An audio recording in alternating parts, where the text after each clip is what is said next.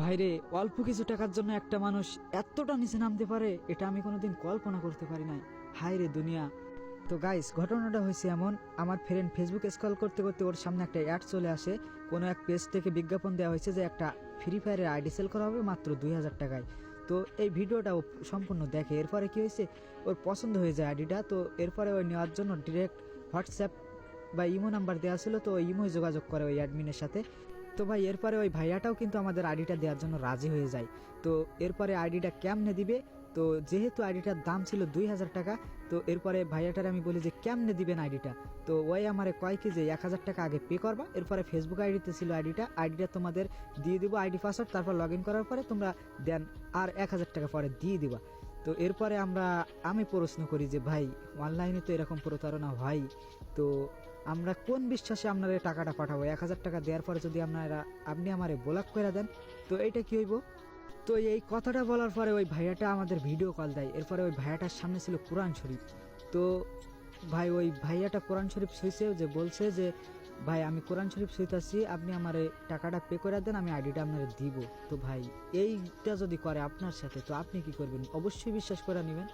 তো ভাই আমরা কিন্তু এখানে বলছি কোরআন শরীফ যেহেতু শুইছে, তাইলে তো ভাই অবশ্যই ভাইয়াটার মন মানসিকতা ভালো আছে। এরপরে উনার কিন্তু 1000 টাকা পে করার কথা ছিল, তো আমরা কি করি, 2000 টাকায় পে করে দিই একবারেই। যে ভাইয়াটা যেহেতু কোরআন শরীফ শুইছে, ওনার বিশ্বাস করে একবারে 2000 টাকা পে করি। এরপরে ঘটনাটা কি হয়েছে একটু শুনেন। ঘটনাটা এমন হয়েছে, ওই ভাইয়াটারে বলি যে ভাইয়া আইডি পাসওয়ার্ডটা দেন। এরপরে ভাইয়া নাম্বার পাসওয়ার্ডটা দিছে। তো ফেসবুক আইডিটা 2 ফ্যাক্টর মারা ছিল। তো 2 ফ্যাক্টরের মানে ওই যে ভেরিফিকেশন কোড না দিলে তো আবার আইডি লগ ইন করা সম্ভব না। এরপরে ভাইয়াটারে ফোন দিয়ে যে ভাইয়া আইডিতে তো এরকম 2 ফ্যাক্টর মারা, তো আপনি যদি আমাদের এই কোডটা না দেন, ভেরিফিকেশন কোডটা না দেন, তো আমরা তো মানে আইডি লগ ইন করতে পারতেছি না। তো এই কানে ভাইয়া প্যাচ দেওয়া শুরু করে। তো ভাইয়াটা বলে কি যে আচ্ছা ভাই শোনো, আমি কি বলি, তোমাদের তো আইডি দিয়ে দিছি, তো 2 ফ্যাক্টর কোড নিতে হলে আর 500 টাকা দিয়ে দিও, তাইলে তোমাদের 2 ফ্যাক্টর কোডটা আমরা দিয়ে দিব।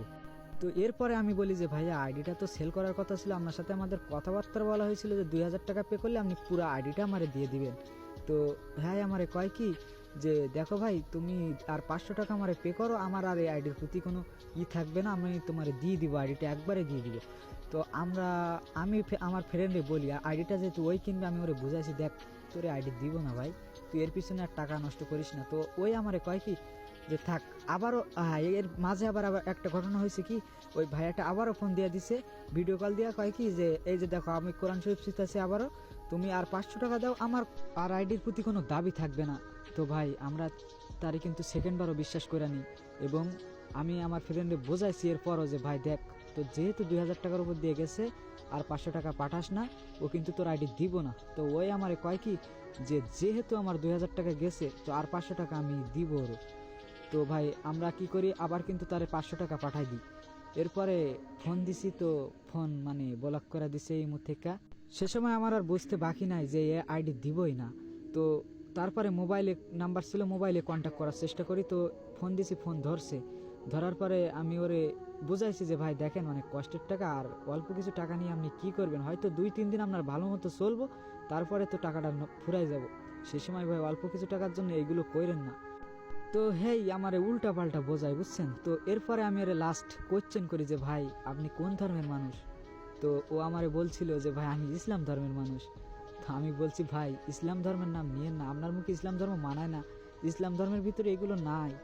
তো গাইস, এই বিষয়টা দেখে আপনারা কি বুঝলেন, অল্প কিছু টাকার জন্য একটা মানুষ কতটা নিচে নামতে পারে। তো আপনাদের কাছে আমার ছোট্ট একটা রিকোয়েস্ট, এই ভিডিওটা সবাই শেয়ার করে দিবেন, এবং ওই ভাইয়াটার সামনে যেন এই ভিডিওটা পৌঁছায়।